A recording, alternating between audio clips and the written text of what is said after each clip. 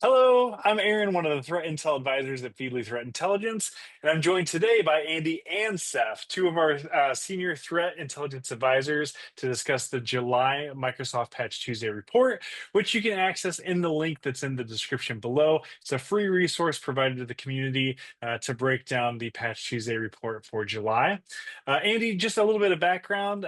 Andy's bringing over 8 years of experience in cyber threat intelligence and vulnerability management across defense and education sectors, currently serving in the U.S. Army Reserves as a Cyber Fusion Intel Officer, providing intelligence support for cyber operations. And then Seth has over 5 years of CTI experience across Canadian telecommunications, financial, and government sectors, specializing in threat hunting, purple teaming, and also using Feedly to automate intelligence distribution to vulnerability management and executive leadership teams. So thanks for joining us today, guys. I know the July report from Microsoft just dropped. We've got 130 CVEs, including 10 critical vulnerabilities.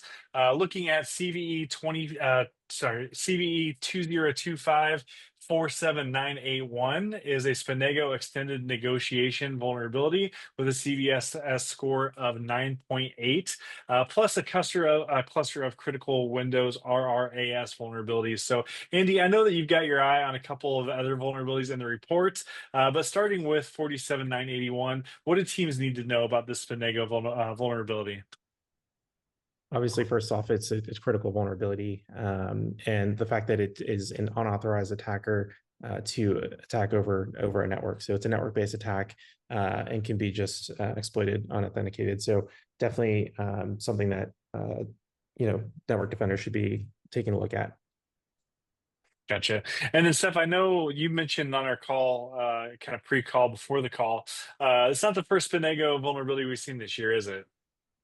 Yeah, exactly. This is the second Spinego vulnerability disclosed in 2025, both by the same researcher. So this really puts an emphasis on reviewing compensating controls that help ensure coverage if more flaws are discovered in the future. And it also gives VM teams that peace of mind by reducing reliance on emergency patching and supporting more of a long-term resilience plan. And also, I know that we had kind of discussed pre-call CVE 2025 49724, which is a Windows Connected Devices Platform Service vulnerability that has network-based RCE. So, Seth, what's the story with this one? Yeah, the most interesting thing about the CVE is that it allows for an unauthenticated remote code execution. So if nearby sharing is enabled, so it's usually off by default in environments where it's active, but if enabled, attackers can send crafted packets to compromise the system. So no user interaction is required. So this makes it a potential drive-by compromise vector, especially in environments such as hybrid or BYOD environments where the attack surface is less visible to an organization. So example, working at a coffee shop. And I think Andy has a good little tidbit to add to that. Yeah.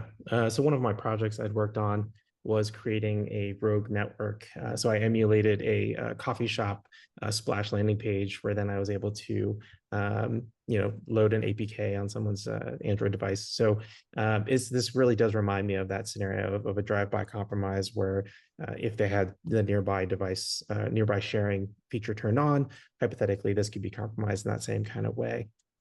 So definitely a user education kind of thing to make sure that users are turning that off and that when they don't need it.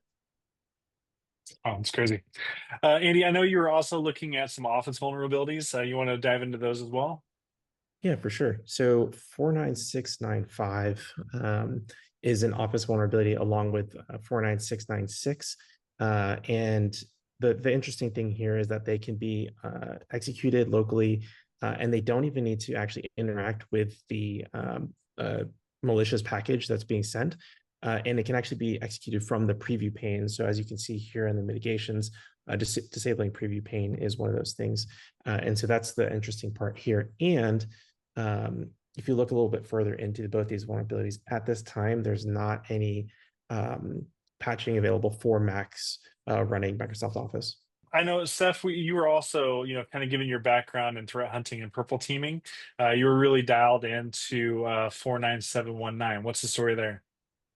Yeah, so this was a 0-day Microsoft SQL Server vulnerability. So essentially, information disclosure vulnerability where an unauthenticated attacker can read memory, so potentially exposing sensitive data. Microsoft did rate it as important with a CVSS score of 7.5, with exploitation less likely, but it was publicly disclosed before a patch was available, which would raise the urgency in some scenarios. So this is exactly where a VM team and threat hunting team need to work together. So a VM team might initially see the CVE based on the severity alone, but a hunter can add more context, like checking to see if there was reconnaissance or payload staging on tied to those SQL endpoints. So, for example, a hunter will look for unusual queries from unauthenticated sources, or it could correlate it to WebDAV or FTP traffic. So, if they suspect chained exploitation, a purple team can come in and emulate to see how an attacker might abuse this to move laterally or exfiltrate data. So that intel loop helps VM teams patch smarter and faster, and ensures that there are security controls that are actually tuned to catching real world threats. Okay.